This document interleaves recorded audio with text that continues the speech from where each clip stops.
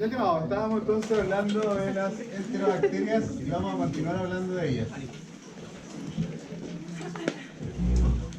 Básicamente, la semana pasada habíamos comentado algunas características de las enterobacterias y una de las más importantes es que todas estas bacterias son fermentadoras de carbohidratos. Si tienen una morfología común, todas morfológicamente se parecen, todas son bacilos gram negativos, cortos, y muy importante mencionar que la disposición de ellos son aislados. La clase pasada hablábamos específicamente de la Escherichia coli, y las principales infecciones que produce la Escherichia coli eran infecciones del tracto urinario, podría producir meningitis y también podrían producir cuadros de diarrea. ¿Cómo se adquieren estas Escherichia coli? ¿Cuáles son las formas de transmisión? Serán el fecalismo y también podría ser carnivorismo. ¿Y qué pasaba con la Escherichia coli que produce diarrea? Es que se trataba de cepas patógenos que denominamos como cepas enterodiarreicas, ¿sí? Donde habíamos caracterizado a 5 de ellas: la enteropatógena, la enterotoxigénica, la enterohemorrágica, la enteronegativa y la enteroinvasora. ¿Sí? Estas eran entonces las cepas de Escherichia coli que habíamos entonces caracterizado la semana pasada. Y ahí habíamos quedado. La familia de las enterobacterias está compuesta por varios géneros, todas con esta misma característica, todas son fermentadoras de carbohidratos, todos bacilos gram negativos cortos aislados. Hay dos especies de enterobacterias que siempre que ingresan a nuestro organismo se comportan como patógenos. Estas son una excepción a la regla, que son las especies de Shigella y Salmonella. Estas nunca van a ser parte de la microbiota de nuestro intestino, ¿ya? Sí, varias otras enterobacterias que vamos a mencionar hoy día, pero estas siempre se comportan como patógenos. El cuadro producido por la Shigella se conoce como shigellosis. Shigellosis. Es un cuadro diarreico que no se va a poder distinguir de otros, es muy similar, excepto cuando la especie de Shigella sea la Shigella dysenteria. ¿Sí? Creo que es. ¿Sí? La Shigella dysenteria. Ella va a producir entonces el cuadro más severo, y la razón por la cual la Shigella dysenteria produce el cuadro más severo es porque esta bacteria es muy parecida a la Escherichia coli enterohemorrágica. Esta es una bacteria que se encuentra en un estado lisogénico, y al igual que la Escherichia coli enterohemorrágica, produce una toxina, que es la toxina de Shiga. ¿Se acuerdan cómo funcionaba esa toxina?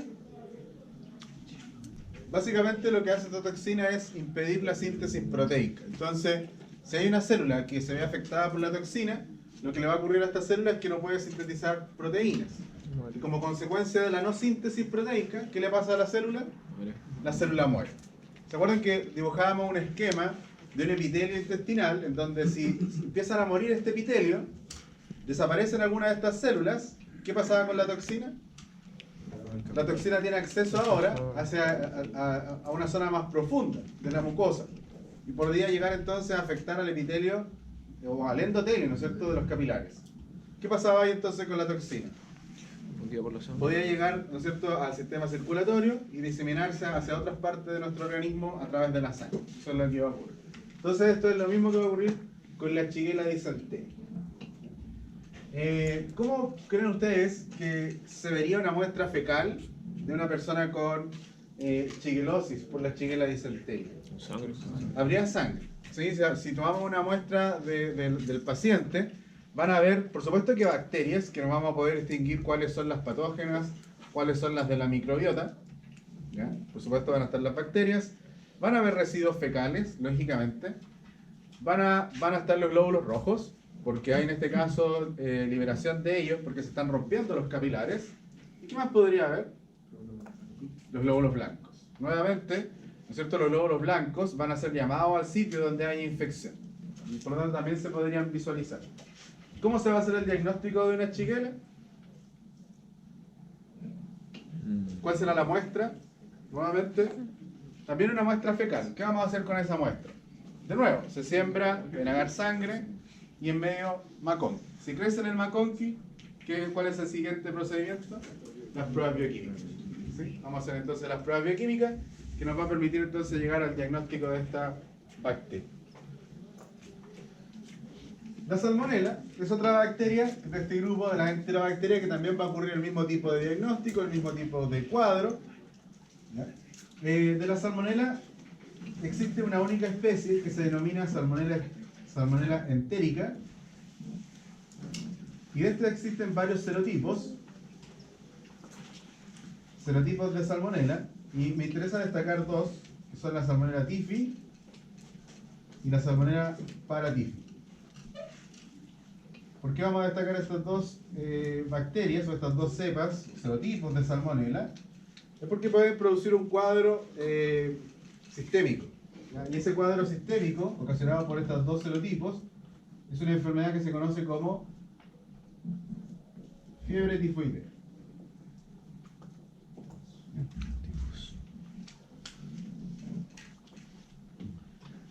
La salmonela entérica, no tifi o no paratifi, las otras salmonelas entéricas, como por ejemplo la Colerasius,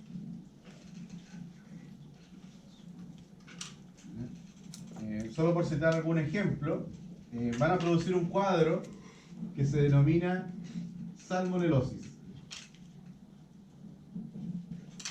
Probablemente ustedes han escuchado de casos de salmonelosis, porque han ocurrido aquí en la región del Maule, sobre todo acá en Talca, donde hay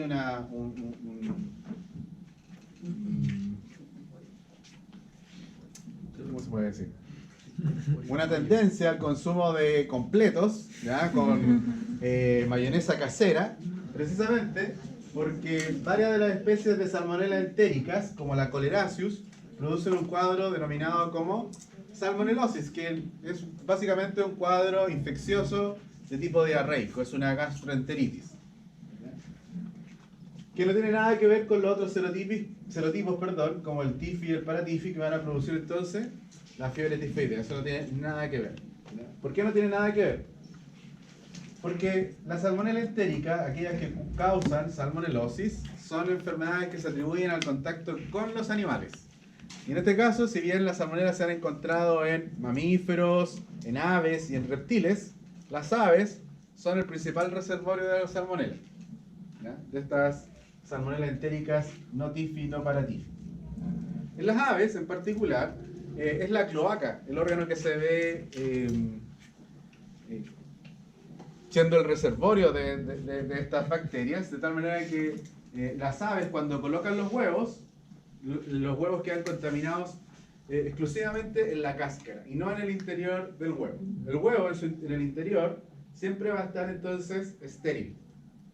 Y la bacteria, si es que el ave es portadora de esta bacteria, va a contaminar el huevo solamente en la cáscara. De tal manera que el huevo se va a contaminar cuando el huevo se rompe. Sí, en ese momento el contenido interno del huevo va a tener contacto con la cáscara. De tal manera que hay que tomar ahí ciertas precauciones que podríamos analizar. ¿Qué precauciones se podrían tener? Lavarlo. ¿Ya? Ahora el huevo no se puede dejar remojando. ¿Ya? No puede ser eso porque el agua va a comenzar a ingresar dentro del huevo, se va a podrir si ustedes lo dejan en esas condiciones. No se podría dejar remojando, pero sí se podría lavar rápidamente. O algo que se ha recomendado mucho, sobre todo acá en la región, es el consumo de huevos que sean pasteurizados. ¿Sí? ¿De qué otra manera podríamos adquirir esta salmonelosis, creen ustedes?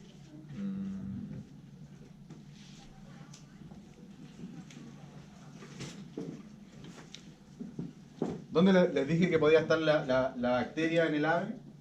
En la cloaca, que es parte del intestino de la ave. Entonces, si se hace un faenado del pollo, de la gallina, contenido intestinal también podría contaminar las carnes. De tal manera que podría haber contaminación cruzada. De ahí que la recomendación es que los materiales de cocina que se utilizan para cortar la carne no sean los mismos que se utilicen para cortar frutas y verduras. ¿Ya? Tienen que ser diferentes o si no es posible eso, que sean previamente descontaminados. ¿Sí? Que todas esas tablas, los cuchillos que se hayan utilizado para cortar carne sean descontaminados con una solución con cloro y así posiblemente utilizarlos para fruta y verduras después. Bueno, el pollo no tiene problema con lo de la cocción porque no es usual que las personas consuman el pollo mal cocido. Es raro eso. No así la carne de vacuno. ¿Sí? La carne de vacuno las personas tienen tendencia a consumirla a punto o 3/4 y por lo tanto ahí podrían permanecer algunos microorganismos, pero el pollo es distinto. ¿Ya? La mayoría de las personas va a consumir el pollo bien cocido. Entonces el problema está con que exista contaminación cruzada desde la carne del pollo hacia los otros utensilios. Ese es el riesgo. Bueno, y el caso de la mayonesa es súper importante, chicos, porque no solamente es la mayonesa. Cualquier producto con huevo crudo podría haberse afectado. ¿Qué otra cosa se prepara con huevo crudo? El merengue, ¿no es cierto? El merengue. ¿Qué más? Hay batidos de proteínas donde se adiciona el huevo crudo. De tal manera que la principal precaución es, antes de quebrar el huevo, que sea desinfectado. La malta con huevo, sí. ¿Te gusta eso o no? ¿Sí?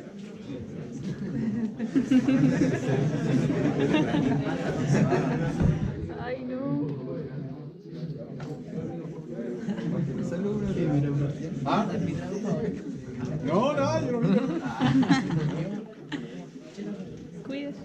Ya vamos bien, chicos, hasta aquí, ¿no?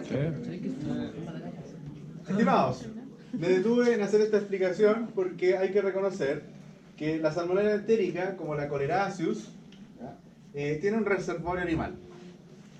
Y en donde podría haber infección por tener contacto con estos productos animales. Pero las especies de Shigella y la salmonella entérica Typhi para Typhi no lo tienen. De tal manera que las infecciones por las especies de Shigella y estos serotipos de salmonella entérica, que son la Typhi y la paratyphi, solamente se transmiten por fecalismo humano, contacto con fecas de otras personas. ¿Ya? Ese es un punto súper importante.